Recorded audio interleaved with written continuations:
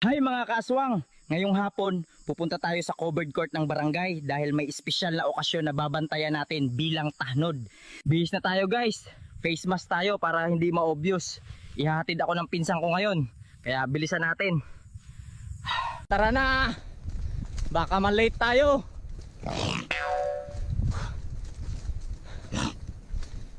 Andito na tayo guys! Ang bilis ng pinsan ko tumakbo! Grabe, ang dami nila! Baka matagal to. Bantay-bantay muna tayo. Excited na ako. Sandali na lang ito guys. Mukhang malapit na matapos. Konting hintayan na lang. Busog na naman tayo mamaya.